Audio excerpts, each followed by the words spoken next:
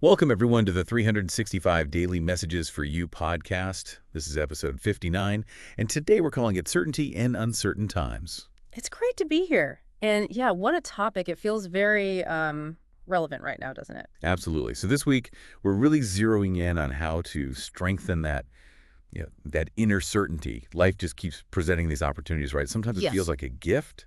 Everything's aligned. Yeah, smooth sailing. Exactly.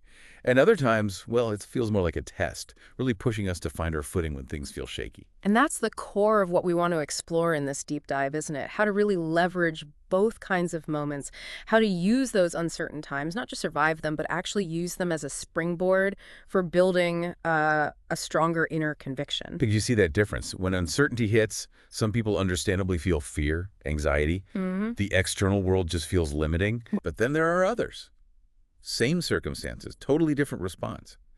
They seem to thrive, not because they're ignoring reality, but because they've got this internal anchor that isn't tossed around by what's happening outside, physically, mentally, emotionally, you name it. Right. And the foundational principle here, the thing that sort of underpins all of this, is that your consciousness, how you think, what you believe, it literally shapes your reality. So managing your consciousness, Yeah. that's the starting line for growth. It really is, even when there's resistance, internal or external. And when we say consciousness, we just mean, how you tend to think about the world, how you perceive situations, what you fundamentally hold to be true. Okay, so it's about awareness of our own thinking patterns. Exactly. Becoming aware of those patterns is the first step to maybe shifting them. Our sources talk about two main states here, certainty and doubt. Let's maybe start with doubt. I think most of us know that one pretty well. What does that look like? Yeah, doubt consciousness. It's often filled with negative self-talk, worries, maybe feeling scattered, being judgmental of yourself or others. Fear tends to be in the driver's seat. Sounds exhausting, actually. It can be. It's a state where you're sort of anticipating the worst. Right. So what's the alternative, this consciousness of certainty? What does that feel like? Certainty consciousness is like this deep internal yes. It's built on a few core beliefs. First, this feeling that everything ultimately comes from a higher source, a universal energy, whatever term works for you. Okay. Second, a real trust that everything is happening for your highest good, even if it looks messy or feels painful right now. That's a big one. Trusting even when it's hard. It is. And third, the conviction that whatever situation you're in, it's actually designed to help you improve, to transform. So it's not about pretending problems don't exist. Not at all. It's about the underlying belief system you bring to the problems. Holding these certainties, source, highest good, transformation, that's what builds resilience. It creates that stable mindset you see in people who, really seem to navigate life effectively. Now, you mentioned confidence earlier. People often mix up confidence and certainty. What's the key difference? That's a great point. Confidence is usually about believing in your abilities or maybe believing in other people or specific things like, I'm confident I can do this task. Got it. Skill-based. Right. Certainty is deeper. It's this profound conviction and inner knowing that whatever unfolds, it's ultimately for the best.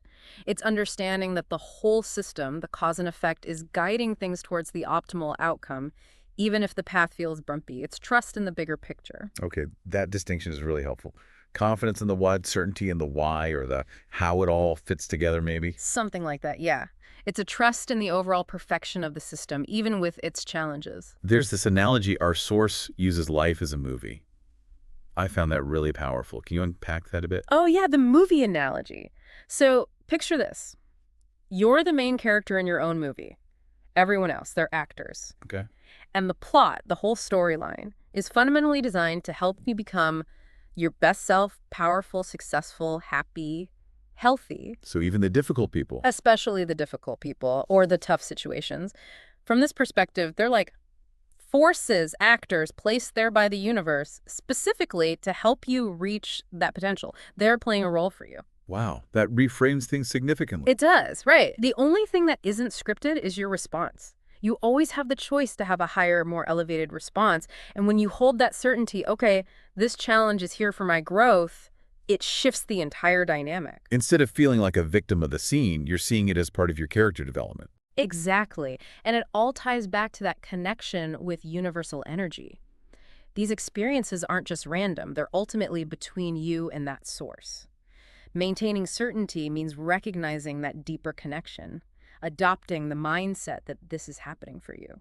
So we're kind of operating on one of two frequencies then, either that powerful, certain state or the other one. Pretty much, you've got that powerful, abundant state of certainty, or you've got this state of, well, victimhood, lack, worry, doubt.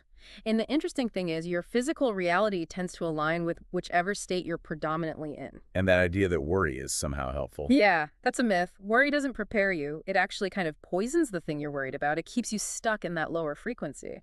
The goal is to consciously shift towards the frequency of certainty. Okay, so how do we do that? How do we consciously make that shift? Let's get into some practical steps. Right, let's talk practice. A really big one is to embrace simplicity. Simplicity. How did that relate to certainty? Well, doubt and fear often come from complication, right? Too much data, too many perspectives, overthinking everything. It gets overwhelming and chaotic. I feel that. That chaos breeds doubt. Simplicity, cutting through the unnecessary drama and getting to the core, that leads to clarity, and clarity fosters certainty. If things feel overly complicated, it might actually be a sign you're disconnected from that inner knowing. So less mental clutter equals more certainty. Basically, yes. And one way to simplify is to break down information. Don't just accept vague statements or feelings. Like what? Like, if you think this person is terrible, ask yourself why. What specific actions or words are leading to that conclusion? Unchallenged generalizations create confusion. So getting specific fights the chaos. Exactly. Organizing your mental information, just like organizing your physical space, helps prevent that confusion and doubt. Makes sense. What else helps build certainty? Identifying your personal growth areas is key. Nobody has perfect certainty across the board, right? You might feel rock solid at work but shaky in relationships, or the other way around. Yeah, definitely. So look for where that lack of certainty shows up. Are you micromanaging, controlling, feeling paralyzed by anxiety in certain areas? Don't see these as failures, see them as signposts. Signposts pointing to where you can strengthen that certainty muscle. Precisely. They're opportunities. Another practice is expecting the unexpected and using the word maybe. Expecting the unexpected. That sounds counterintuitive to certainty. Well, true certainty isn't about knowing exactly what will happen. It's about trusting you can handle whatever happens. So be open. Adopt an, I don't know, mindset sometimes. Okay. And when something happens, resist slapping an immediate good or bad label on it. Just think, maybe. Maybe this is good, maybe this is bad, maybe it's something else entirely. Exactly. That labeling causes those internal ups and downs, that chaos we talked about. Maybe keeps you open, acknowledges potential, and stops you from getting rigidly judgmental or hyper-focused on flaws. I like that. It creates space. You also mentioned embracing duality. Yes, this is huge. Certainty comes from being able to hold seemingly opposing forces within yourself and in the world. Good and challenging aspects exist in everything, in everyone. So not denying the negative. Right, it's acknowledging both. Knowing someone has good points and bad points, and accepting both. Understanding a situation can be painful and good for you, or strengthening. People who insist things are only good or only horrible seem to struggle more. They really do. True certainty comes from accepting that duality, like you see in a lot of ancient wisdom. It allows for real connection, moving beyond just your own perspective. Perfect doesn't mean 100% positive. It means the challenging parts are also perfect for your growth. That acceptance feels really grounding. What about our own inner voice? Absolutely critical. Listen to it. Deep down, there's that spark, that inner knowing. Don't just rely on external sources or your ego. Tap into that inner guidance. Trusting your gut, basically. Yeah, trusting that inner knowing, that connection to positive universal energy. And even if a choice you make based on that doesn't turn out perfectly optimal right away, trust that inner guidance will help you adjust. Tools like meditation can help quiet the noise so you can actually hear it. Okay, so listen inwards. But what about doing things? Uncertainty can make us hesitant to act. It absolutely can. Fear of trying, fear of failing. But here's the thing. Certainty often develops through the willingness to act and, yes, willingness to fail. You can't wait for perfect certainty before you start. Exactly. Make the best choice you can with the info you have, except there's always some uncertainty, and then commit and move. Stalling and worrying just keeps the chaos going. Successful people seem okay with testing things out, even if they fail sometime. They have to be. It means risking your ego a bit, right? But don't let that fear of not being perfect stop you from taking action. Action builds evidence, which builds certainty. That leads to another point, maybe a tougher one. Confronting pain. Yeah, this is important. Sometimes transformation requires really feeling the difficult stuff. Instead of trying to escape pain or depression or anxiety, sometimes you need to lean into it, explore it, feel it, understand it. Consciously choose to experience it. Consciously choose to experience it for learning so you can make different choices moving forward. If you keep repeating painful patterns, it often means you haven't fully processed the original experience. But nothing's irreversible, right? Even big setbacks. That's the belief. Even things like a relationship ending hold potential for growth. Certainty isn't about never facing difficulty, it's trusting you'll be guided through it. Often, the greatest growth comes right out of the hardest times. Leaning in, not running away. Yeah. Okay.